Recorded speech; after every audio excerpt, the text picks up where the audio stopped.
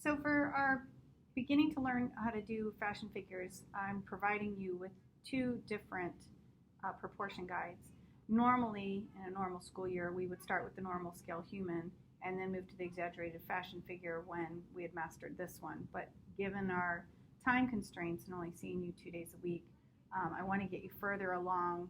So we're going to go directly to the exaggerated figure, fashion figure. So what you'll need to do is to take your paper that you're going to receive and fold it in half so that the exaggerated figure is the one that we're going to be using inside our sketchbook. So open your sketchbook to a page, and then we're going to be able to slip this underneath one of your pages, and then you can see the guide through the page. And I want you to notice that a normal human, if we look at the normal side, a normal human is 7 to 8 times the height of the head. So we can talk about these sections as a 1 head tall, 2 head tall, 3 heads tall, on down to 7 to 8 is a normal human. But for the fashion figures, they like to exaggerate the figure form and make the legs and the whole body extended and stretched out. We're going to stick with a 9 head figure, which gives us a little more length in the leg and torso. Some schools of fashion like 10 or even 12 head tall figures. You'll learn more about that when we see some of the other people sketching online, because I do have a couple other videos that you'll see. But we're going to stick with the 9 head tall figure because I feel like it's a balance between the super exaggerated and a normal human figure. So when I have my paper down over this, I can still see the head and the waist are indicated on here. Now this would be for a figure that is facing forward. Now if you have a figure that's facing to the side, we would need to adjust the size of the waist, but it still would be in the same location. So if you look here on the side, it tells you the neck, the chest, the elbow, and the waist both fall at the same line. The hip line, groin, and wrist fall at the same spot. Hands, knee, and then ankles, so that we have this full space for feet in case your figure is wearing some heels. So this is going to be the fashion form that we work with. Now, I recommend that you find a figure in a position in a magazine to work from. But for starters, we're just going to draw along together so that you can kind of see how to use the form. So I'm going to start by just first tracing the head shape that's already on the page and the waist. And then I want to start to look at what's involved with the next parts, and I can see them marked along the edge. So I'm going to put a small shape for the neck. It's a tiny little oval shape. And I know that the shoulders are going to fall right underneath that neck space. Now, how wide do you make the shoulder? This is a question that a lot of students struggle with, because if they make it too wide, then it looks like it's, like a giant football player in uniform, not necessarily a natural human form. So I always like to say that the width of the head this way, you can take 2 widths this way. So we have like a head would fit here, and a head would fit here, so that you end up with 2 widths wide for the shoulder line. So I'm going to make my shoulder line as wide as 2 widths of the head. From there, I'm going to draw down to the size of the waist. Okay, so now I have the torso in place. Now the next section, I've got the hip and the groin area. So from here, I'm going to, the waist is smaller, so the hip is right there. So I'm going to have my line come out just a bit at the hip line. So about like that, and typically that falls underneath the shoulder or slightly inside the shoulder line. And the groin at this dotted line, this is going to be where the legs come in to that point there. It's almost like a pair of underwear shape. Okay. Now I'm going to place the knees next, which here's my knee line. So I'm going to place 2 circles at the knee line. And I'm going to place 2 smaller circles at the ankle line. And now I'm going to connect the outside of the hip to the knee, inside, inside, outside. And now for the calf, you can make it a little bit curvier at the top for the calf muscle, and then have it come narrower to come down to the ankle. Remember, the thicker part of the calf is up here, not down here. And then from there, you can place your feet. Now, feet are hard, and I just like to give them sort of a shape that looks like they could be wearing heels on the back side of those feet. We don't know, but that's what the shape that I like to give them, so it allows me more design decisions. Now, she still needs some arms, so up here on the top, I'm going to put almost like a partial half circle up here for the shoulder. And then we need to have some elbows, so I'm going to put some smaller circles, about the same size as your ankle circles, at the elbow line. I'm going to go from the outside of that circle that I made for the shoulder, and then about halfway on this rib side to connect to the elbow there. And now I need my wrists. We can see the wrist is at the next dotted line. So smaller circles yet. Again, same as the calf, the fullness is going to be up at the top of the arm, not at the bottom, because your wrist is narrower than your forearm. And then lastly, the hands. Now the hands, you can just do like a mitten shape.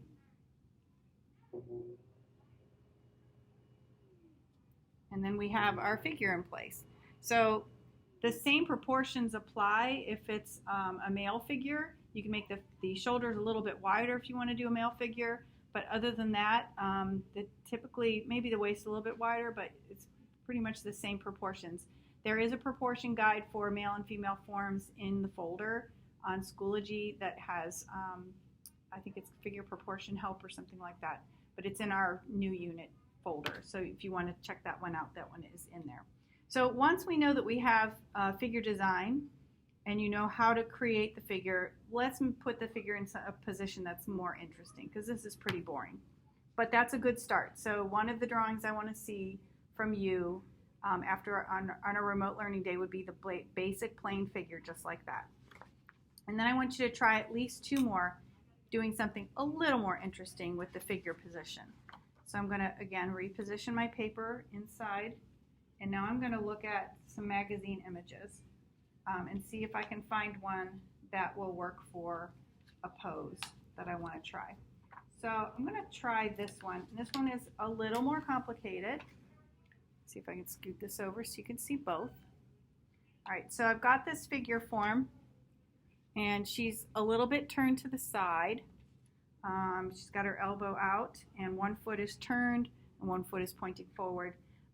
She's holding a bag. I'm not going to worry about the bag or the clothes or anything. I'm just looking at the figure proportion. So I'm going to start by tracing the head, because her head is forward facing, so it's going to be the same basic shape that's already there. And her neck, obviously, she has one of those. Now when it comes to the shoulder line in this case, she has less of this shoulder showing than this one. This one I see more of. So I'm going to give her a shorter line on this side and a little bit longer line on this side. So you can see that I've already started to position this shoulder is higher than that one, so I've kind of tilted it like that.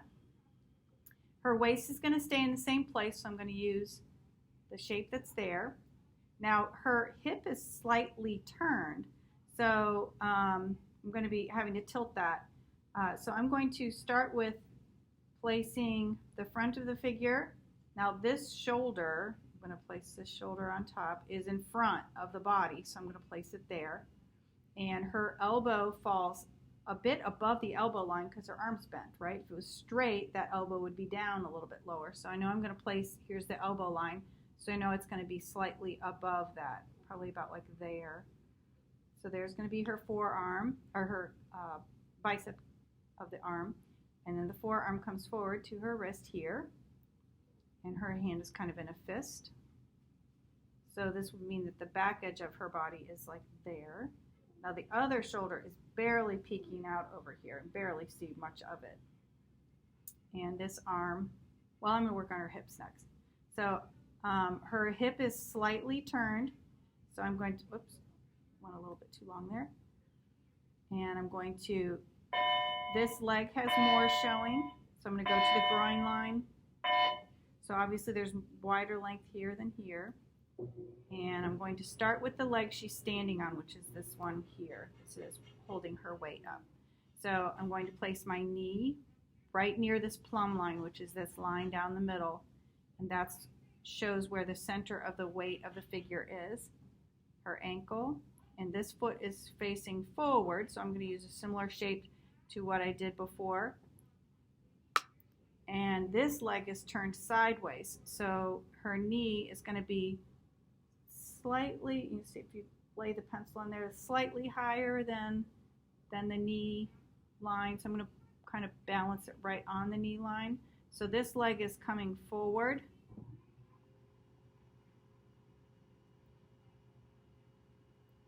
And this is her ankle line here. And this foot is pointed to the side. Like that. And we need to get this other arm on. And this is to her elbow here. And this arm is kind of coming forward. And this is the wrist is right here. And this hand is holding a bag. So I can use kind of like a mitten shape there. All right, so there's that figure. So that's a more interesting pose than the last one that we looked at. So that would be my second sketch. And I'm going to try one more. And obviously these are going to take you a little longer than they're taking me. So that's why if you already have some drawing background and you've done a lot of drawing, this might be fun for you and you might enjoy doing these and do more than 3, but I'd like you to get 1 plain one and then 2 that are doing something a little more interesting with their pose. Now you don't want to do anybody laying down. You don't want to do anybody sitting. No children. It has to be a grown person, an adult person. So make sure that you're finding men and women in poses that were there standing, that you could actually see them like in a magazine or posing with clothing on, because we're going to be using these fashion figures to create some outfit and garment designs. So I'm working with this figure here. Sorry, I didn't just started tracing. So she's slightly turned as well. This knee comes forward and back. This arm's pretty straight. She, again, is showing more of this shoulder than the other one. The other one's tucked behind. So I'm going to keep her waist about the same size and location. Her neck, she has one of those. And her shoulder line, again, similar to the last one, we're seeing more on this side than on this side. And I always like to kind of slightly bend that line. Otherwise, if you make it too straight, it looks like they're wearing a hanger under their clothing and it doesn't look very natural. All right, so I'm going to place the shoulder kind of balancing on the end there, because this shoulder is definitely forward on my form. And the other shoulder is hiding behind. She's tilting her body inward a bit. This other shoulder is really hidden, so it's really behind the figure there. So I'm going to, I think I'm going to draw the arm first because it's in front of the hip area, so that way I won't have to erase anything. So this arm is really pretty boring. It's just hanging straight down. So I'm going to go straight down to the elbow line, and then it's going to go straight down. I'm going to go ahead and put my wrist in place. So we're going to go down to the wrist shape, and then her hand is kind of hanging very plainly there. And then on this side of the body, her hip is kind of tilted outward a bit, and this comes back into the groin line. And this leg is coming forward, so I'm going to, it crosses the midline of the body. So her knee is over on this side of the plumb line. So that line that goes through the middle, her knee is on this side of it. So I'm going to place her knee right at this where the intersection is of the plumb line and the knee line. So I'm going to place her knee right there. So this knee is coming forward to there, and then swinging back. Let me put her ankle in place. So when I'm looking at her ankle, it's like falling directly underneath her shoulder there. So I'm going to place her ankle back here. So her leg is going to come back like that. She's wearing a slight heel. And then this other leg, which is doing more of the weight support of her body, her knee is under the skirt, so it's a little hard to see, but her knee is kind of like right in there. And then this leg comes down. And then this leg is also a bit to the side. So about like that. And then this arm is coming down to her elbow and then angling out this way. Now she's laying it on the hood of a car there. But I think this would be a nice opportunity to have her maybe hold a bag. So I could kind of create like a hook where she could have, you know, a satchel or a bag there. So there's that pose. So you want to make sure that you find a couple other good poses. I already did that one. And then I have one other figure here selected. But that kind of gives you an idea of what we want to do.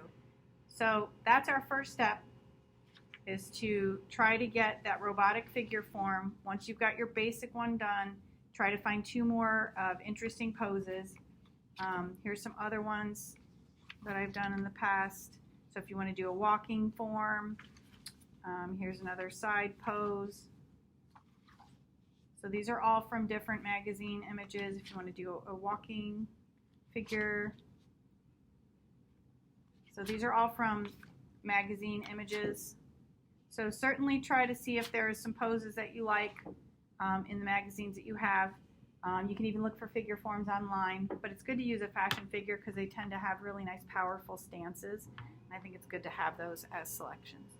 So 1 plain, 2 in a more interesting pose. If you want to do more than 2, that's great because the more practice you can get in place, the better.